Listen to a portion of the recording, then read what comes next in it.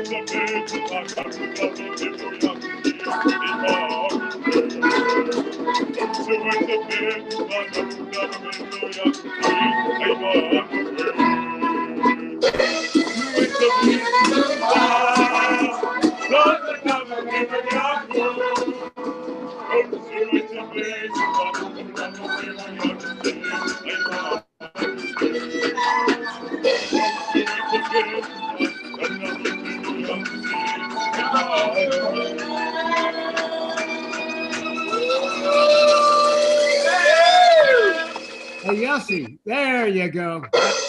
That's better. Labe, I missed you on that one. He was That was here. a nice tune, but I missed Labe on that. The story for tonight, maybe we missed. Hey, kids, what time is it? It's time for Gezintahait. I don't know. We did that already. Okay. Yeah, we did it, but I just want to make sure we did it right.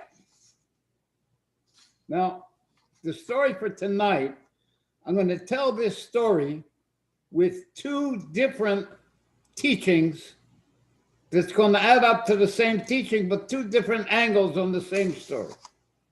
And the story is called Half a Desire.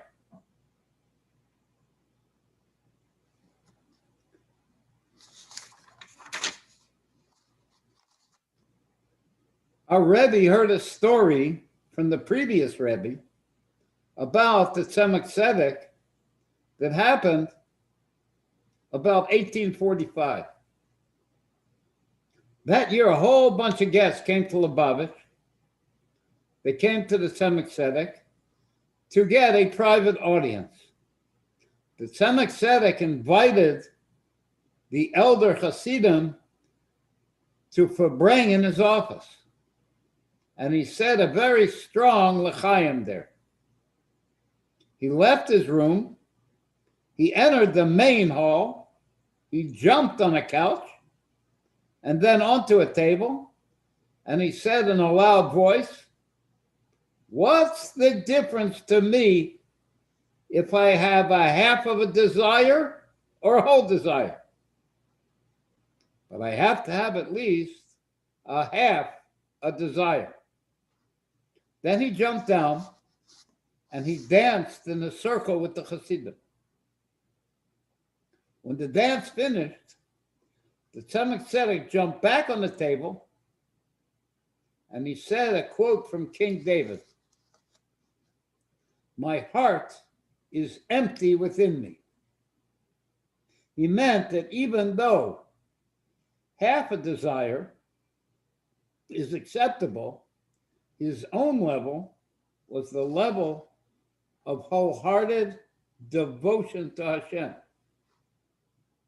And his service was a whole desire. The sages explain that King David had fasted so much that he killed his evil impulse. That's what he meant when he said his heart is empty. The word empty in Hebrew has the same numerical equivalent as the word life. When King David killed his impulse through fasting, he was able to start a new life, a wholehearted service to Hashem.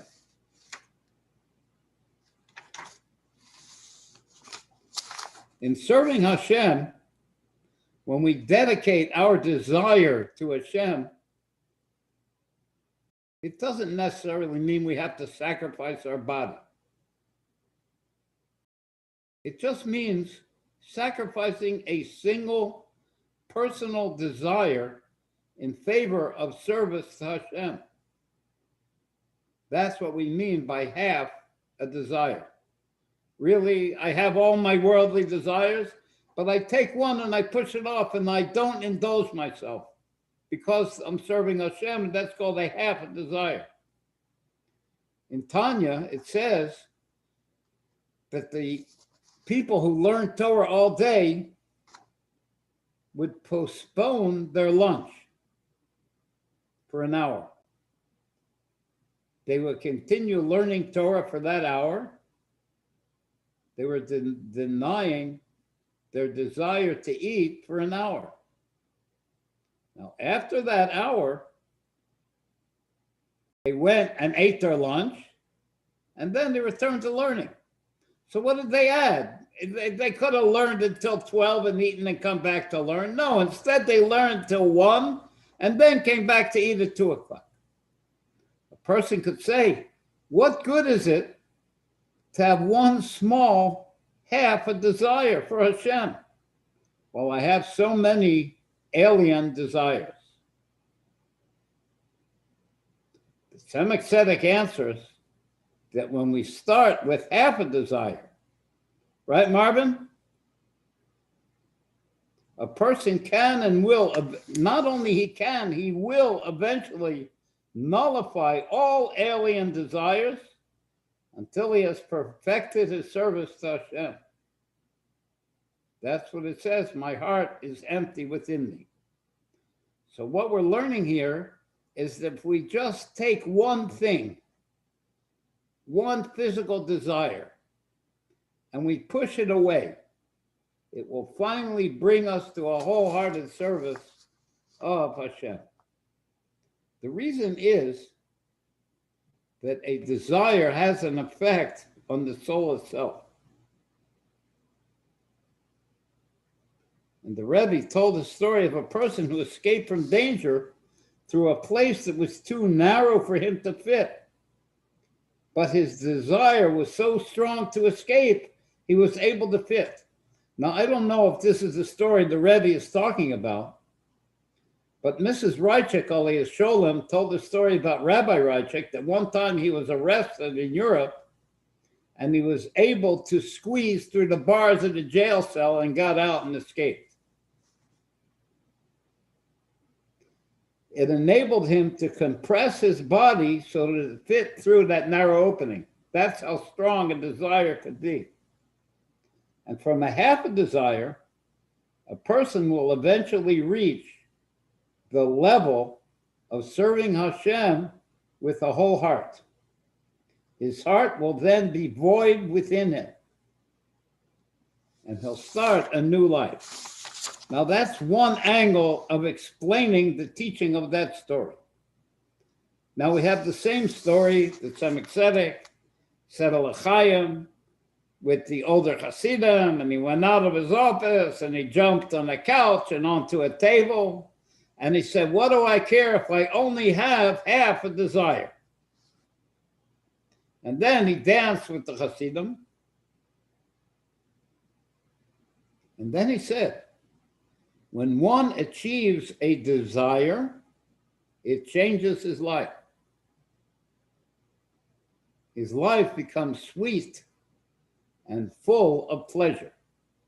It means when a person achieves a whole desire for Hashem, his life becomes sweet and full of pleasure. A Rebbe says that these two levels of desire, the half a desire and the full desire, are parallel to two levels in the Jewish person. There's a level of Jacob and a level of Israel. everybody knows that Jacob's name was changed to Israel. So there's the level of Jacob, there's the level of Israel. The level of Jacob is the level of half a desire. The level of Israel is the level of a full desire. When a Jew serves on the level of Jacob, he's at war. He's warring with his evil impulse. That's called half a desire. Not so when one serves at the level of Yisro, he has a complete desire only for Hashem. And that level of Yisro is what the Tzemach Tzedek was talking about when he says when a person achieves his desire, his life changes to a life filled with pleasure. And according to what we're learning, it is possible to reach that level through starting with a half a desire. One who serves on the level of Jacob, on the other hand, serves and fights in a dangerous war. Nevertheless, since he is an actual piece of Hashem, this Jewish soul is a piece of God, he will surely be victorious. And this knowledge that he will finally be successful in victory will add happiness for him in his service to Hashem. And that joy actually brings him victory through his alacrity in pursuing the battle. As the previous Rebbe said, that a soldier who goes to war with a victory march magnifies the certainty of victorious outcome. Do we have a niggin, a victory march? Yes, Marvin. I'm listening. What do you say, Marvin? I have had the desire to play a song. Okay. Hit it, boys.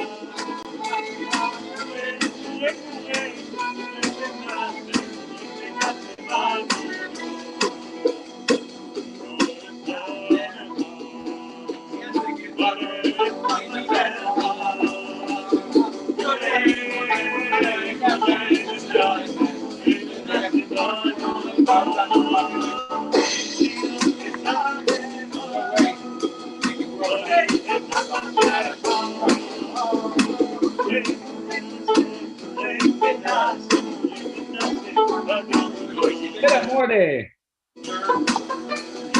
Populous country.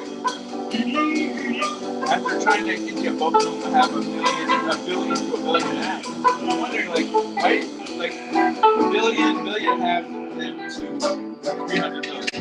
Like, why is there a country that's like 7 billion, right? You know, like nothing in between billions and us. You know. Lay, boy, are you in on this We were on. recording? Well, but that was good. Yeah, Good. can you hear me? Yeah? Okay, good. We played it for them, and now we can do Prabhupada. Okay. Okay. Lately, we have been speaking about how Hashem manifests himself and his attributes. Galileo, Yeah. I just wanted to mention something. Oh, That is that the niggin they just played, it was sung many times by the Rebbe. yes. It was written by Rabbi Dr. Abram Tversky, who went to the world of truth this week. So that was a wonderful tribute by the Gezintahait Street Meshuggahs over there. It was a wonderful tribute to the life and the work of Rabbi Dr. Tversky. And you're right. And that's exactly why we did that niggin. And that's why we pay you the big bucks, Marvin, because I forgot to mention it. That's how I was able to pay for this golden crown, Betzalel. I got you.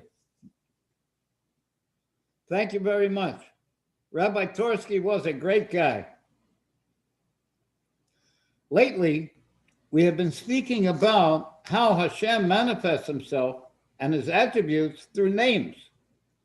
In fact, the whole second book of the Torah, of the Chumash, the second one of those 5 books,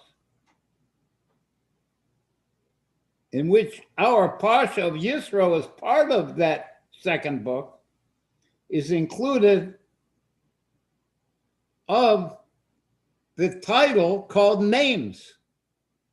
We're in the book that is generally titled Names, not numbers as they would have it in English and Greek.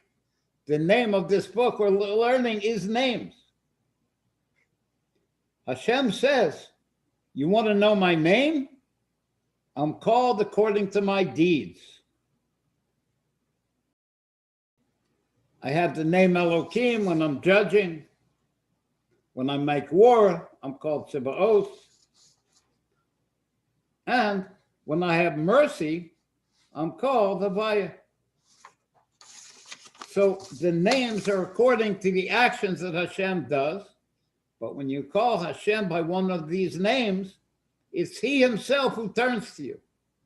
It's not some kind of reflection of Hashem, even though the name is according to a reflection, but the one who turns to you is the one whose name you are calling.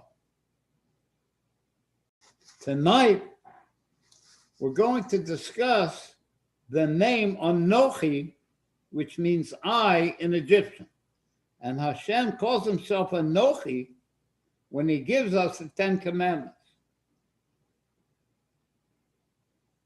But it's not a name. I is not a name that another person calls you when you turn to him. If the other person says I, you're not calling to him, you're talking about yourself. But here Hashem calls himself with the name I.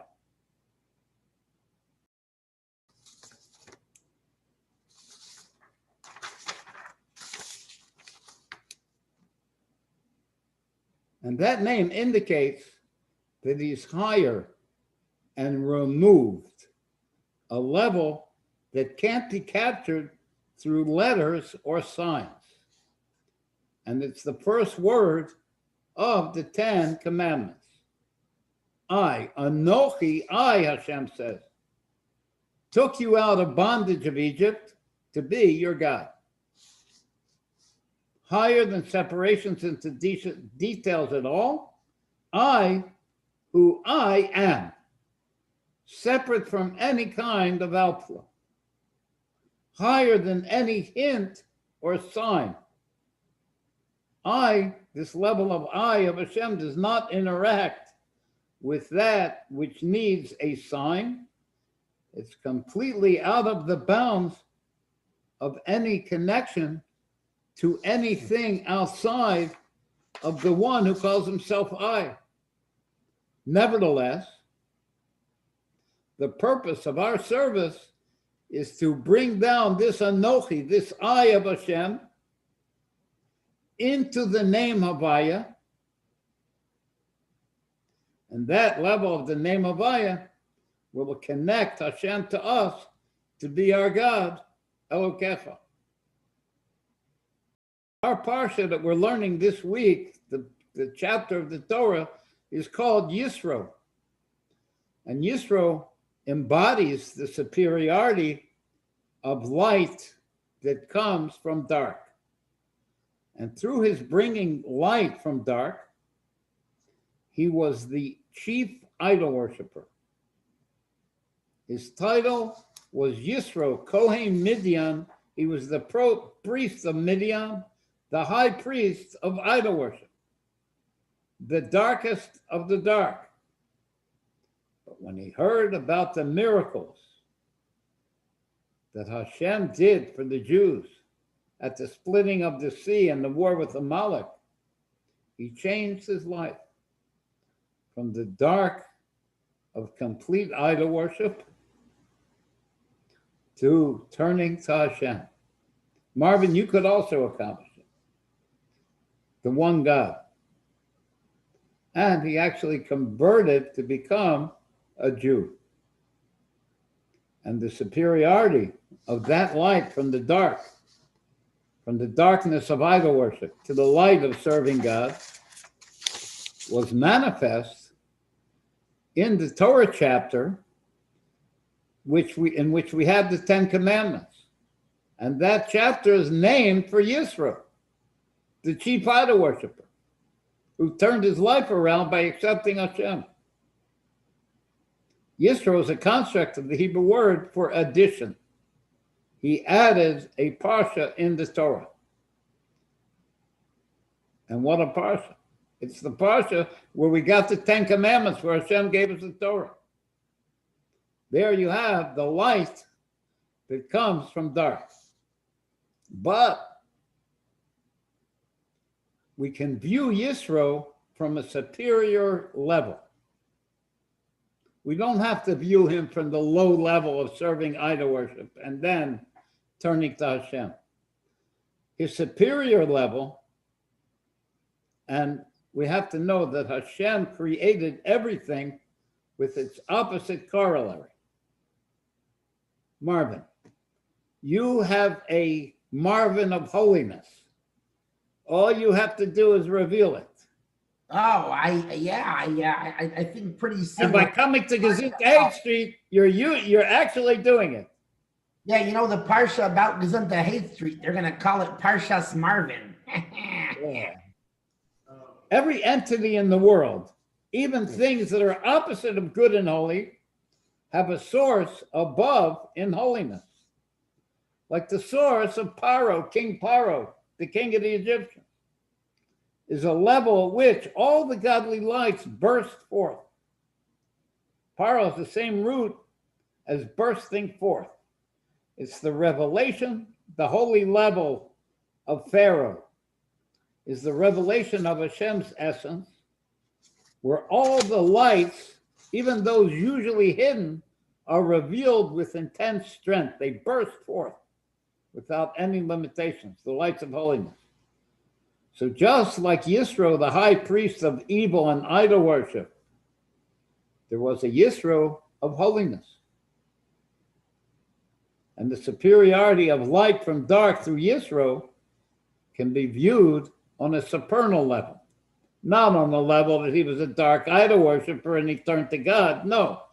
On a holy level, like it says, now Moses' father-in-law, Jethro, the chieftain of Midian, heard all that Elohim, the Lord, had done for Moses and for Israel, his people. That Havaya, at first, he heard that everything that Elohim, that the Lord did for the people Israel, and now he used a new name, that Havaya, Hashem, had taken Israel out of Egypt. What's Egypt on the holy level? How do you have Egypt on the holy level? Egypt means constraints. It means hidingness. And on the supernal godly level, that equals the level of the godly crown, which limits infinite revelation of godly light. Because if there would be infinite revelation, there wouldn't be nothing else. It would only be infinite revelation. So in order for Hashem to connect with us, he has to hide that infinite light. Now here in this, what Yisro said, that he heard that Elohim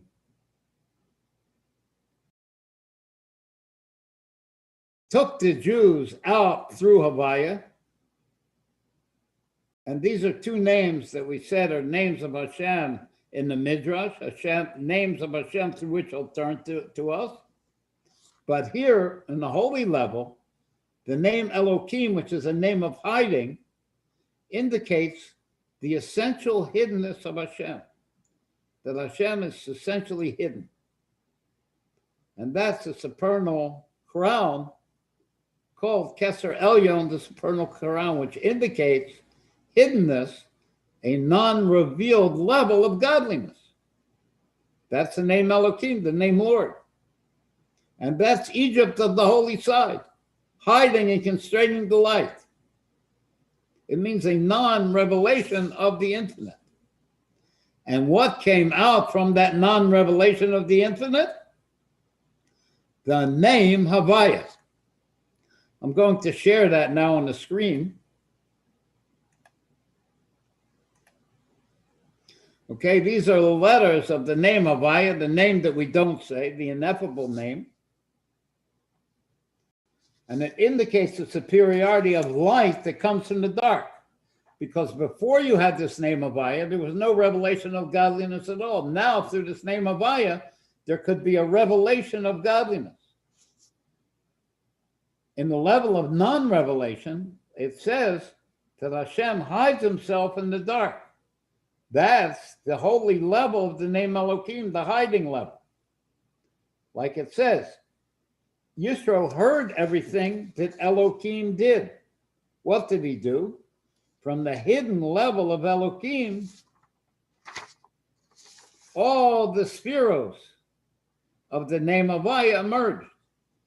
The spheros means the 10 spheros, and the name Havaya encompasses those 10 spheros. You have the Yud accomplishes wisdom, Chachma, and the Hey encompasses Bina, understanding, and the Vav encompasses, the Vav stands for the number 6, and it encompasses the 6 emotion attributes of God, and the Hey encompasses Malchus, which is thought and speech, which is able to bring out a world.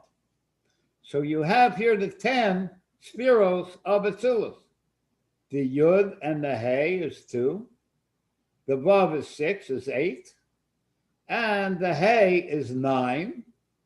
But the connection between all of them will be the 10th one called Das.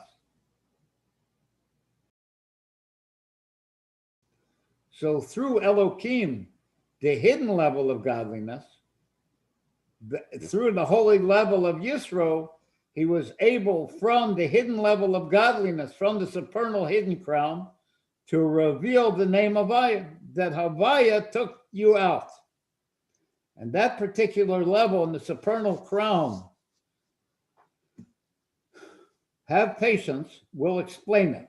The particular level in the supernal crown, you see in the Yud, there's a thorn that goes up from that Yud. That connects to the supernal crown, which is not revealed at all. But that's where these 4 letters come out from. And it's called the hidden wisdom of the godly desire for the world of Atzilus. Hashem has a desire that these 10 spheres of Atzilus should be revealed, starting with the level of wisdom, starting with the Yud. And his godly desire is in this hidden level of the godly crown, which in the holy level of Yisro, we're calling the name Elohim. This is the name Havaya, who took them out. The 10 spheres came out. From where? From the hidden level of Elohim, the Lord.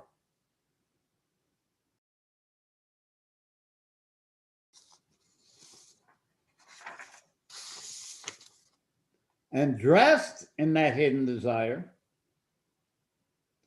is the Gevura of Atik Yomin, the holding back power of the Holy Ancient One. Because in order to have a revelation, you have to have a holding back first of the infinite. Hashem has a delight in revealing these 10 spheres because he wants to connect with us, and he does it through this name. But in order to accomplish it, that delight is expressed through a principle of hiding, the level of the Lord, the level of Elohim, which will be encompassed by the Gevura of the Holy Ancient One, which is dressed in the crown that brings out these letters, these spheres. Therefore, the name Avaya, the 10 spheres, can be accepted and settled by the receivers, which is us. If it was pure infinite, we wouldn't be able to get it. And to understand how this works, the superiority of light from dark, from hiding and contraction of the infinite, you have to have darkness first, and then a revelation of light. The souls in the world of Atzilus are called daughters of Jerusalem. Jerusalem is a construct of 2 words, which means complete fear, complete awe. For them, nothing exists. This is the souls in the world of Atzilus, the daughters of Jerusalem. Nothing exists except for godliness. But the souls that descend like us to be dressed in an animal soul and a physical body develop a thirst and a hunger for godliness that they're missing by being here. They can't be the daughters of Jerusalem. They can't be in the world of Atzilus. They can't be completely involved and nullified to Hashem. They have to come down here and be in the physical world in an animal soul. But they reach a higher level than those souls, than those daughters of Jerusalem. And they call to those daughters, I am soiled, but I'm beautiful. Soiled by being dressed in the physical world in an animal soul, but I'm beautiful in the fact that I can reach higher than you, daughters of Jerusalem. I can reach all the way up to Hashem himself. I reach up to the level of the hiding of the supernal crown. And that's hiding of the supernal crown indicates the essential hiddenness of Hashem. That's what a soul dressed in an animal soul in this physical world can reach. Like it says, he hides in the dark. Meaning he is completely higher than revelation. And those souls who have to get mixed up and dirtied up in physicality, where they forget godliness, through this great thirst that they develop, become beautiful because they can reach up and connect and unify with Hashem himself. That's an amazing opportunity we have by being down here. To understand more clearly how the 10 spheros of Atzilus, the name Avaya, when you're looking out on the screen, emerge from the darkness of the supernal crown, the level of Elohim, the hidden brain of that crown, like it says, from myself I will know Hashem. From our own attributes we'll comprehend something of the supernal man in which Hashem dresses himself in order to connect with us. The level of Hashem's desire for these 10 spheres of Atzilus, where they're completely hidden, is called the hidden brain of Hashem's desire, the Mochen Stama Varachantam. In a person, that level is called, Marvin, what's that level in the person? Do you know? The Koach, huh? Yeah, and a person that's the like the top of his desire that connects to his will, to his tainug, his what do you call it? Almost, it's called koach hamaskil, There you go. the power of producing chachma. And the way it works is the brain. In the brain, there are three sections. There's the right brain, there's the wisdom brain. It is the vessel to hold the light of wisdom. The left brain is the understanding brain. It's the vessel to understand that wisdom. And the back brain is the das brain. It's the ability to bond to either the wisdom or the understanding. But higher than the brain, there's a covering, a membrane of some kind. And higher than that membrane is some kind of moisture. Whether it's a gaseous moisture, a spiritual moisture, a actual wet moisture, depending what level of the person you're looking at. And in there is seated this power to generate wisdom, called the koach hamaskil. And that will be parallel in the supernal man to this level of the hidden brains of the godly desire for the 10 spheres of Atzilus. And that koach hamaskil, that power to generate wisdom, and how it is in Hashem, the power to generate the 10 spirits of the world of Atzilus, is a heyuli power. It can generate any kind of wisdom, and infinite different kinds of wisdom. For example, my hand has the power to move. And my hand can move in an infinite number of ways. There's no specific programming on my hand of a move 3 inches this way and 5 inches that way. No, I have the power to move any way that I want. So too, the hidden brain that's not revealed, that's higher than these 10 spheres of Atzilus, can reveal itself to many different kinds of wisdom. But my power to move any way that I want to, in order to make a specific move, has to be hidden. So that I make a specific move. So too Hashem has the power to generate whatever he wants, but he has to hide that power to generate whatever he wants in order to generate this, what he wants, this specific 10 spheros of the world of Atzilus, so that he can connect with us, because he has a great desire and a pleasure in connecting with us.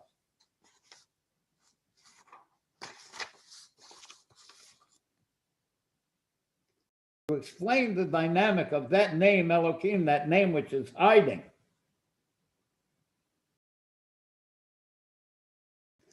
and how it comes from the hidden brains of the level of the godly crown, which are hidden through the holding back power of the Holy Ancient One.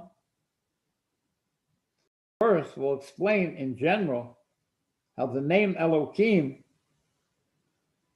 which is going to be here, the lower hay, you see the last hay of the name Havaya, which is called Malchus, and how that will hide on the name Havaya.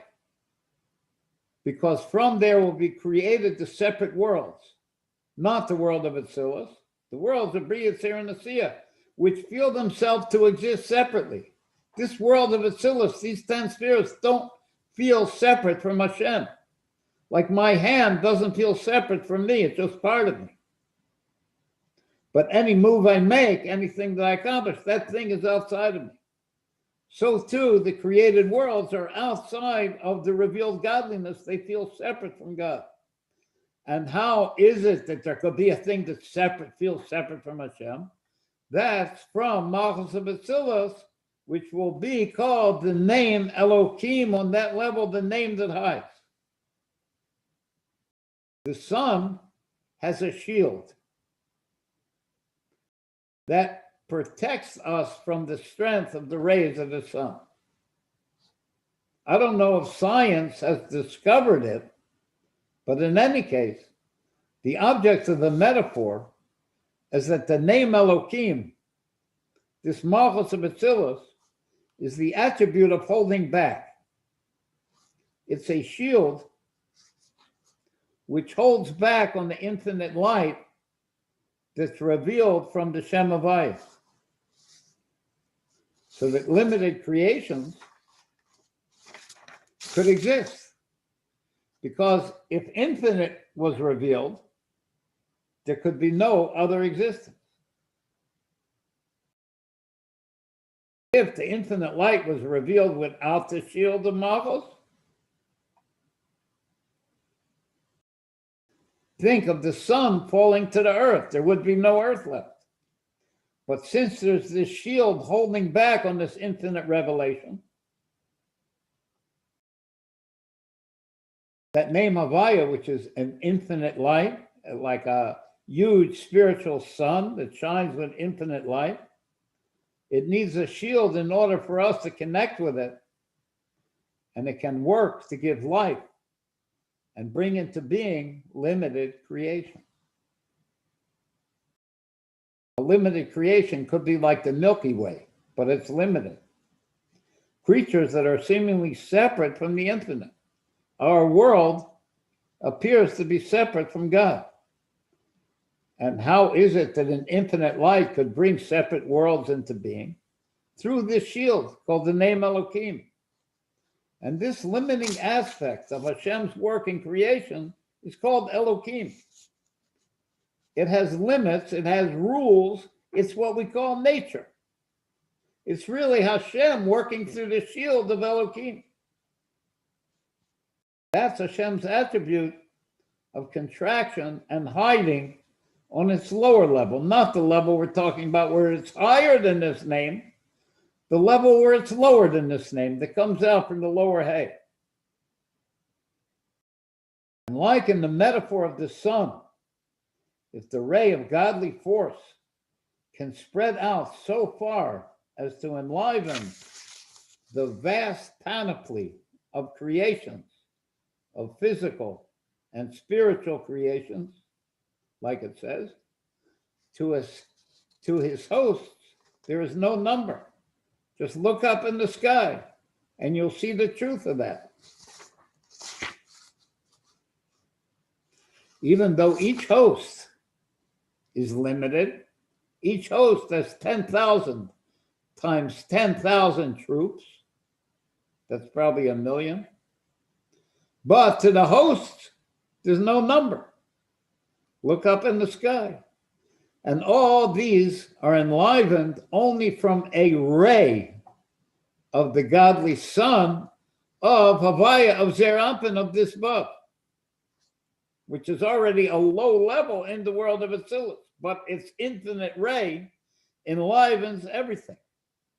But it can't enliven if it would be revealed, like the sun coming down to the earth. It can only enliven through the hidingness that's expressed through this lower hay.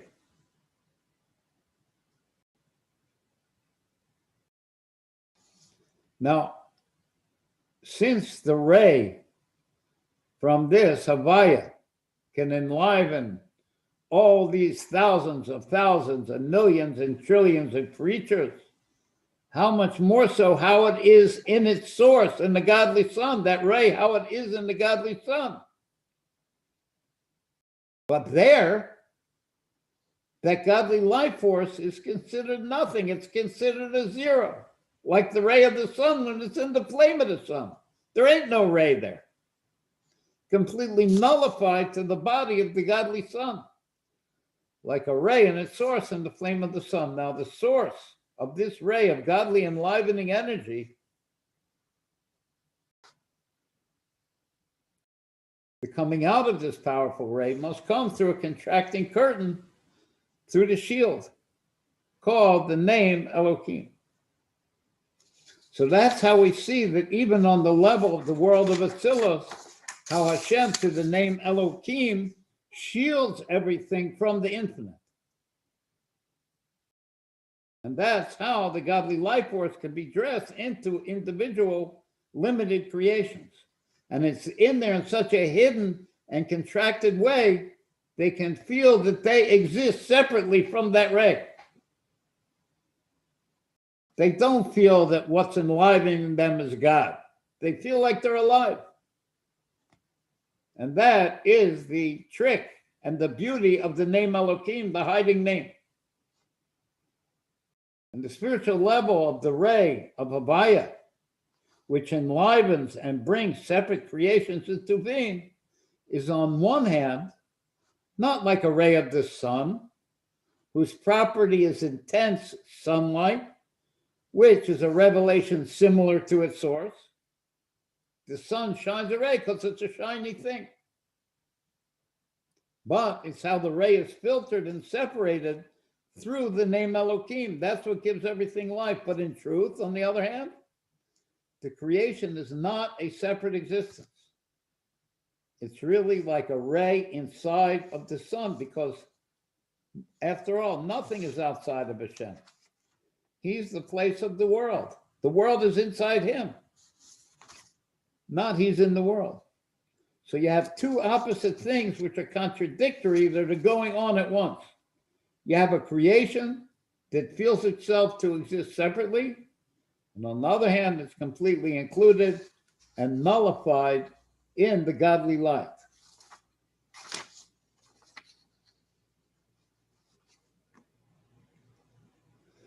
For example, like a spectrum, like a crystal, you have separate colors coming out of it, but they're all really one light. They're all powered by the same light, and they only exist through that light.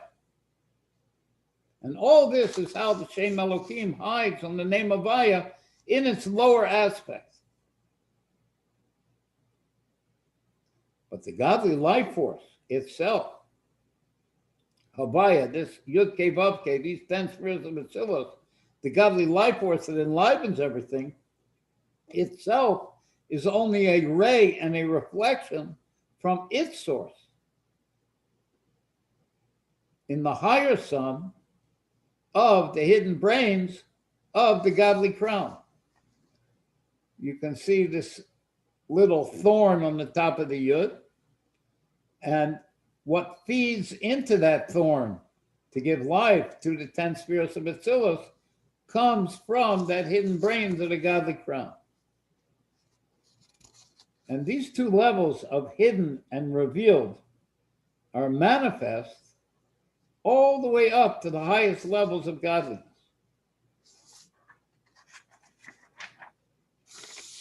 You guys, should we take a break for a nigga? Yeah, Marvin goes, yeah, man. Okay. Hey. Marqueno Avinu, right? Marqueno Avinu. Call it out more. No, I know Marqueno. Why would you stay with me? Get done. Go ahead. What you start us out.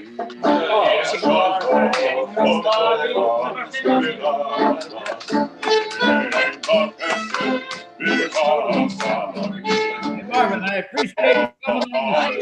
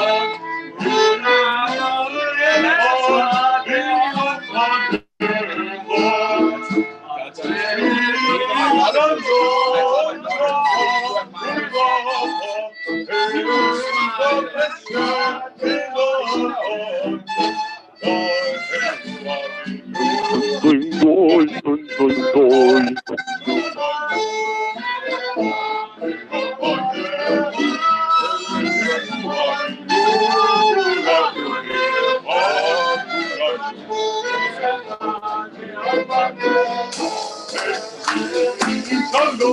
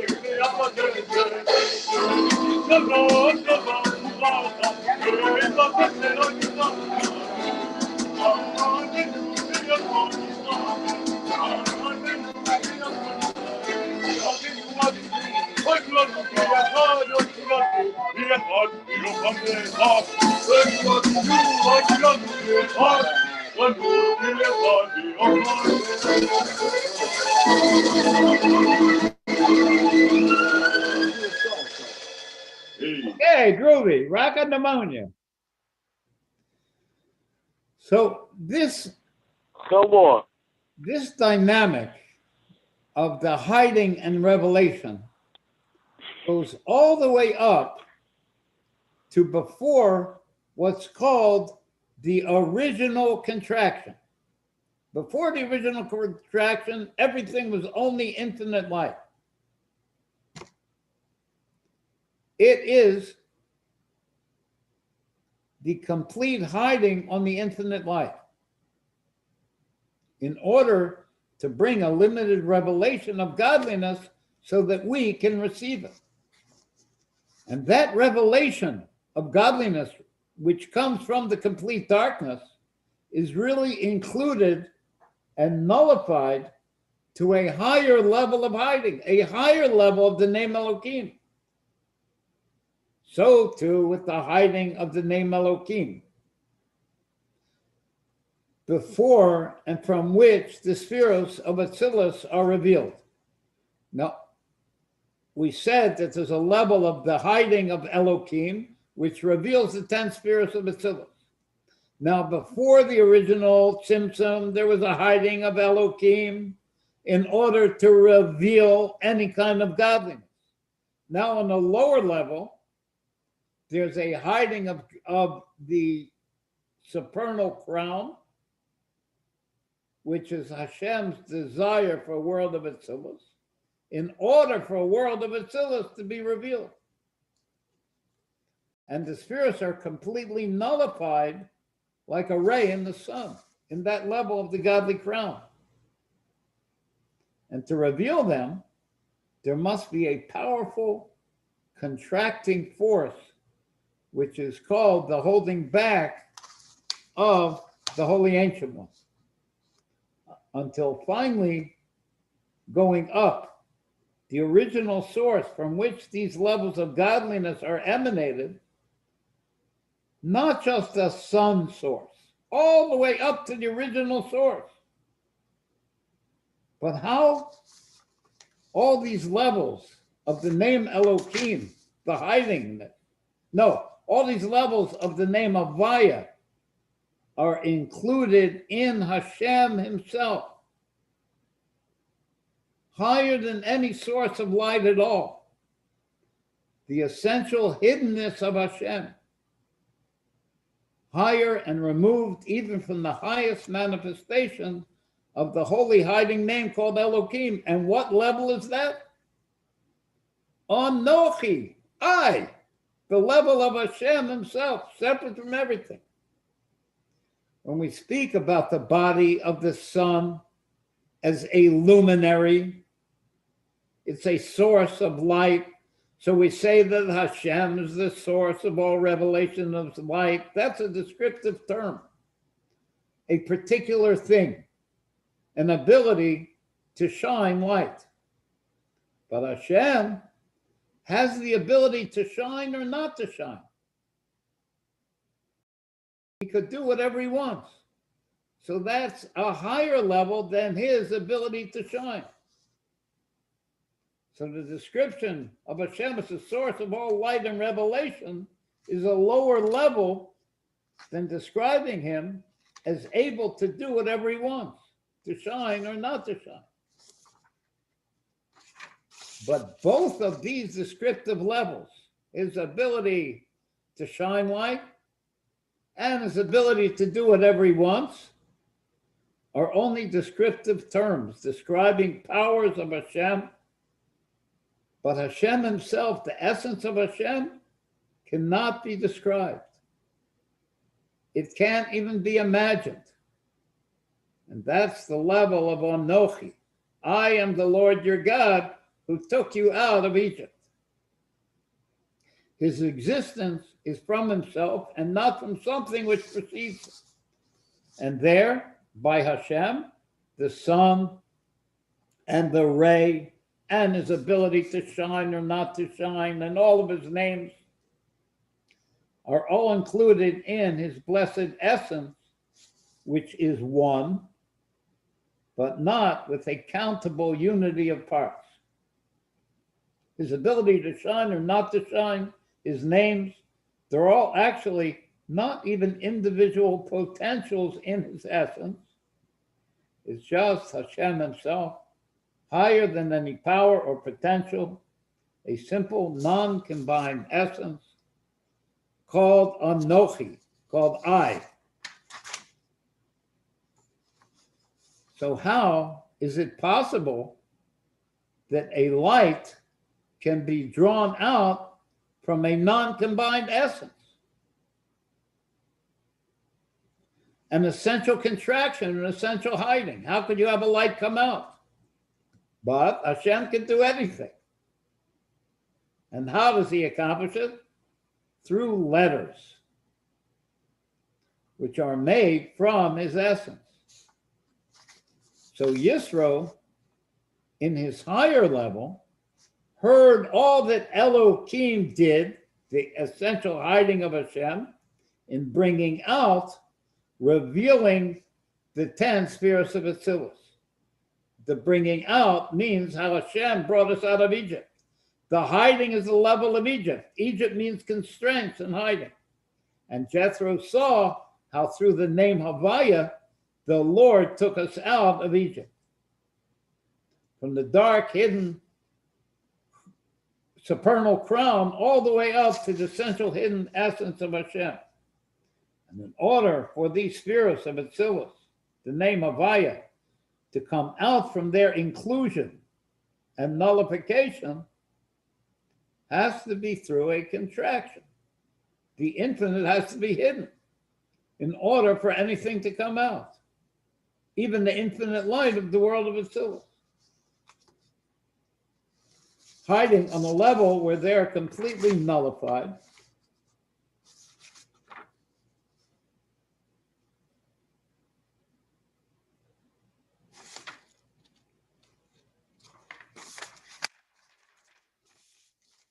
Similar to the dark part of a candle flame.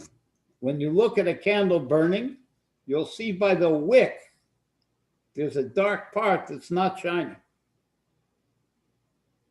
which consumes the oil. That light that's next to the wick, that dark light, is not a shining light, it's a consuming light. It consumes the oil, which allows the shining white flame to illuminate. Similarly here, the dark light will be the supernal crown. The power of Hashem's holding back, the power of consuming. And that will allow the godly light to shine. And that consuming light will be parallel to the holding back power of the Holy Ancient One. And the white illuminating light will be the 10 spheres of the world of Atzilus that Yud Kei Vav Kei, the name of Ayah. And the way Hashem hides through Elohim is through vessels, is through the letters. Just like in order to reveal an idea, you need letters.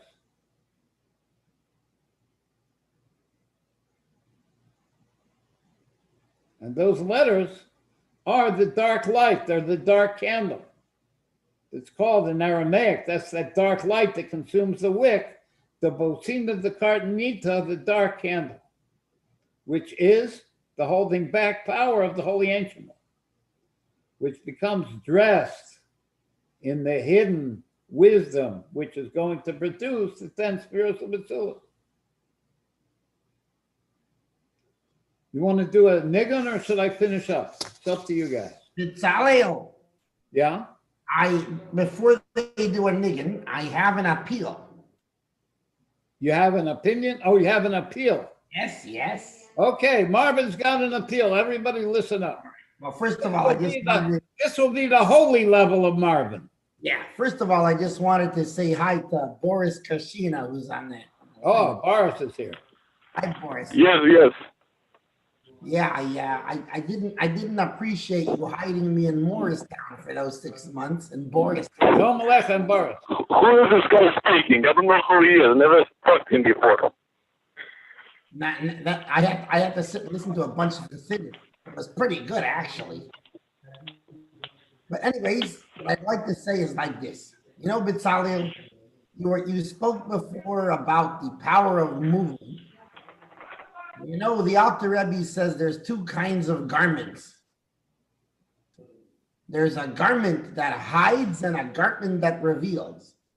For example, you know, if I'm playing poker and I'm really happy about the cards I have, I mean, not that I would play poker, but let's just say I was, and I wanted to hide the hand I'm making, I would make a straight face like this to not show I'm happy, because I want to hide my essence. I want to hide what my desire is.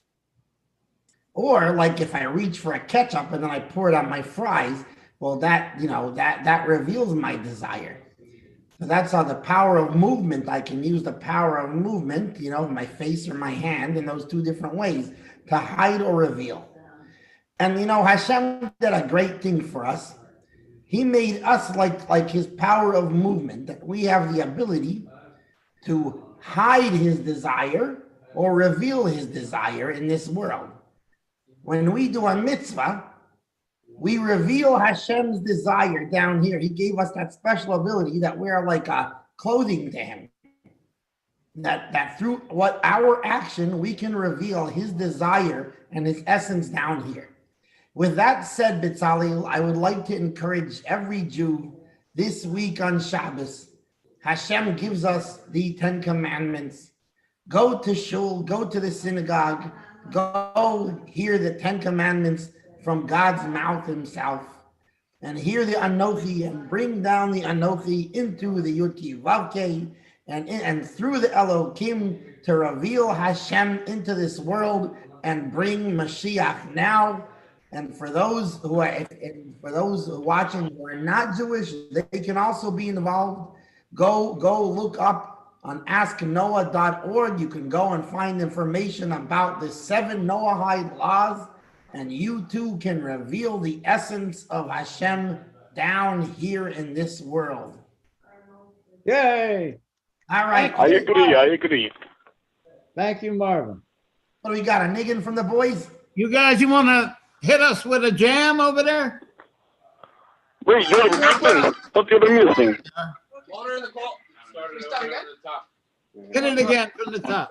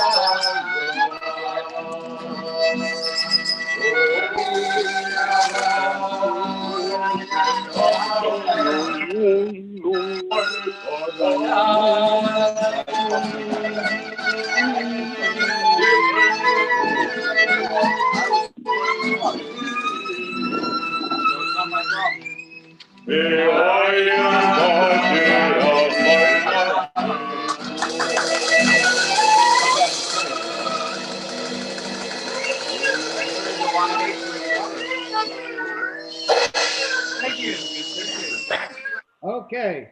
Now, I have something to say. to paraphrase and magnify what Marvin was saying, the Jewish soul, which is an actual piece of God, is able to make vessels through Torah and mitzvah. And those vessels reveal not a light of godliness, they reveal Hashem himself, the level of Anochi. How could that level of Anochi, which is higher than being connected to anything outside of Hashem, be revealed? Through the name of Ayah, through the 10 spheres of Atzilus. And how is it possible that Anochi could come to be Elokecha, to be our God? Through the name of Ayah, we can explain it. First, a short story when the Rebbe Rashab was getting ready to go to the world of truth. And his son was the next Rebbe, the previous Rebbe was kind of upset about it. He told him, I am going to heaven, but the writings I'm leaving here. In other words, he was telling them that he writes himself into his teachings, that he essentially is not leaving. The name Anochi, the letters of the name Anochi is, Hashem says, I write my soul into it and I give it through this writing to be your God. And that writing is manifest in the name of Ayah. How do we see it? The Yud of the name of Ayah, let me share it on the screen. The yud of the name Avaya is the drop of ink on the pen. The hey is the number 5, corresponds to the number 5, is the 5 fingers of the hand that hold the pen. The vav is the pen, and the final hey is the letters on the parchment of the Torah. So Hashem, through Anochi, through the name Avaya, writes himself in to the Torah that he gives us to become our God through that Torah. And that complete revelation of how that's all accomplished, and it's accomplished through our service of making those vessels of Torah and mitzvahs to reveal Anochi, Hashem himself, by making a dwelling place for him. He will be revealed here with us, and that's what he wants. That revelation of Anochi, which is unimaginable, in a perfect way and an eternal way, and it will happen any second. We want Mashiach now. You guys want to take us out with a niggin, or should we do the sign off? Where's Boris? Boris, you want to say something? Oh, Chaim too, and Boris. Yes. We try to be more cool than that over here, Rabbi. Say something, Boris. Yes, I wanted to say that I recently found my birth certificate, my Russian birth certificate. I didn't know I had one. Okay, Chevra, I'm in a little bit of a quandary. What do we say l'chaim on? We say l'chaim on Glen 15, or we say l'chaim on Zexline Sicker? On our show, we don't say l'chaim. Yes. We keep it for private. Oh no, I guess it was. So I'm not asking about the say l'chaim now. I'm asking about the say l'chaim on Shabbos. Which one should I say l'chaim? Oh, on the green. On the green, On the for green sure. side. Green screen all the way. Uh-huh. Yeah, I want to say something. Oh, Yeah, Boris. Boris, say. Yeah, I just found my birth certificate. I didn't know I had one. I never knew exactly how old I was. It's my Russian certificate, and I thought my name was Krashinov, but now I figured out my entire Russian name, official Russian name, was Alex Boris Dmitry Felix Gregory Igor Maxim Nicholas Sasha Vladimir Evgeny Krashinov. Oh wow. Wait, so how old are you? I'm betting on 213. And every time you have to fill out one of those bureaucratic forms, you have to write your whole name? No, I always wanted Boris Krashinov. My name was Boris Krashinov. That's my Hebrew name. Uh-huh. My Russian name is much longer. Well, I have a friend, his name is Vasily Vaskovich, so people like having long names sometimes in Russia. Well, I'd like to see that birth certificate sometime. Hashem should have a bonus on you. Yes. I'm happy that Marvin and Gimel El were found. How about the sign off, Niggin? Okay, I'm going I'm to still sign not sure if Marvin's your Marvin or not. Hey, God. Gezintahait, my friend. Sounds like you're singing on Komoishi here. Okay, Gezintahait.